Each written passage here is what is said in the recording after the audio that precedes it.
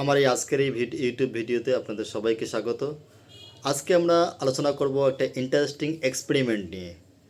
Robert জোনাক বলে একজন সোশ্যাল সাইকোলজিস্ট, উনি একটা এক্সপেরিমেন্ট করেছে। সেই এক্সপেরিমেন্টটা নিয়ে আমরা আলোচনা করব এবং সেই এক্সপেরিমেন্ট ছাত্রদের জীবনে এবং সাধারণ মানুষের জীবনে কিভাবে আমরা এটাকে অ্যাপ্লিকেশন করতে পারি এবং এটা কিভাবে আমাদের ব্রেনের সঙ্গে, আমাদের সাইকোলজির সঙ্গে কানেক্টেড, এটা নিয়ে আজকে আমরা আলোচনা করব। চলুন আলোচনা শুরু করা যাক।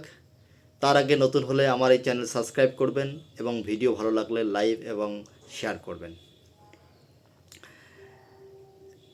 রবার্ট জোনাক একজন সোশ্যাল সাইকোলজিস্ট, উনি একটা এক্সপেরিমেন্ট করেছে। এক্সপেরিমেন্টটা হলো ওয়েস্টার্ন কান্ট্রিজে, ইউরোপ বা আমেরিকার মতো দেশে উনি একটা এক্সপেরিমেন্ট করেছে। সেখানে উনি কিছু চাইনিজ সিম্বল, সেই চাইনিজ সিম্বলগুলোকে উনি কিছু লোককে বারবার দেখিয়েছে, আর কিছু সিম্বলকে খুব অল্প দেখিয়েছে, দু একবার দেখিয়েছে। তারপর তাদেরকে জিজ্ঞাসা করা হয় যে কোন সিম্বলগুলো তাদের ভালো লাগছে। উত্তরে তারা বলে সেই সিম্বলগুলো যেগুলো তারা বারবার দেখেছে। এটাকে বলছে ফ্যামিলিয়ারিটি ইফেক্ট। অর্থাৎ এটার সঙ্গে তাহলে আমাদের ব্রেনের বা সাইকোলজির কানেকশান কি? এটার সঙ্গে কানেকশান হলো যে আমরা যে জিনিসটা বারবার দেখি সেটা আমাদের ব্রেনের কাছে ফ্যামিলিয়ার হয়ে যায়, আমাদের ব্রেনের কাছে পরিচিত হয়ে যায়। ফলে সেই জিনিসটা আমাদের ব্রেনের কাছে স্ট্রেঞ্জার বা অপরিচিত মনে হয় না, থ্রেট মনে হয় না। ঠিক আছে? এবার এই ফর্মুলা বা এই প্রিন্সিপাল বা এই ইফেক্ট, ফ্যামিলিয়ারিটি ইফেক্ট, আমরা কিভাবে আমাদের ছাত্রদের জীবনে এটাকে লাগু করতে পারি। ধরুন কিছু ছাত্রছাত্রী কোনো পার্টিকুলার কোনো সাবজেক্টে তারা দুর্বল, ঠিক আছে? তার মানে যদি আমরা এই ভাষায় বলি যে সেই পার্টিকুলার সাবজেক্টের সঙ্গে সেই ছাত্রছাত্রীর ফ্যামিলিয়ারিটি কম বা পরিচিতি কম। ধরুন অঙ্কের সঙ্গে তার পরিচিতি কম, ফ্যামিলিয়ারিটি কম, মানে অঙ্কের সেই কনসেপ্টগুলো না বোঝার কারণে হোক বা সূত্রগুলো না বোঝার কারণেই হোক, যে কোনো কারণেই হোক, তার সঙ্গে অঙ্কের যে পরিচিতি, সেই পরিচিতিটা কোথাও না কোথাও কম, দূরত্ব আছে, যার জন্য ফ্যামিলিয়ারিটি অর্থাৎ পরিচিতির অভাব। এই অপরিচিতি থেকে কি আসছে? একটা ভয় আসছে, এবং আমাদের ব্রেন তখন মনে করে যে এটা আমার জন্য থ্রেট। তখন সেটাকে কী করে সেটাকে অ্যাভয়েড করতে চেষ্টা করে। বোঝা গেল? এটা হলো সায়েন্স। তাহলে আমাদের ব্রেন কোন জিনিসটাকে তাহলে ভালোভাবে নেবে? থ্রেট ভাববে না, সেফ ভাববে।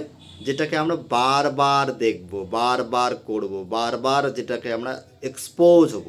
অর্থাৎ আমরা যদি কোনো পার্টিকুলার সাবজেক্টে দুর্বল হই, সেই পার্টিকুলার সাবজেক্টটা আমাকে বারবার ভালো কোনো টিচার দিয়ে সেটাকে বুঝে নিতে হবে।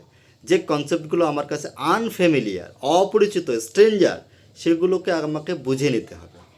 যদি আমি বুঝে নিতে পারি তাহলে সেই সাবজেক্টটা আমার কাছে আর স্ট্রেঞ্জার থাকবে না, অপরিচিত থাকবে না, সেটা আমার কাছে আর ভয় হবে না। সেটা তখন আমার কাছে আস্তে আস্তে ভালো লাগা তৈরি হবে। এই ভালো লাগা তৈরি যখন হবে তখন আমি সেটাতে হামেশাই কনফিডেন্ট হব, হামেশাই আমি সেটাতে ভালো নাম্বার করব। এখানে একটা জিনিস তোমাদের বলে রাখি, সেটা হলো যে কিছু ছাত্রছাত্রী যারা ভালো টপার আর কি, তারা কি করে, তারা পরীক্ষার বেশ কিছুদিন আগ থেকে তারা মক টেস্ট দেয়। অনবরত তারা মক টেস্ট দেয়। বিশেষ করে যখন টেস্ট পেপার বের হয়ে যায় তখন তারা রেগুলার সেই একদম পরীক্ষার মতো করে 90 নাম্বার যে প্রশ্ন থাকে সেই প্রশ্নটা তারা 3 ঘন্টা সময় ধরে একদম পরীক্ষার মতো করে দেয়। তাতে তাদের কী হয়? তাতে তাদের যে পরীক্ষার সময়ের যে স্ট্রেস, সেটা তারা আগেই বাড়িতে ফেস করে।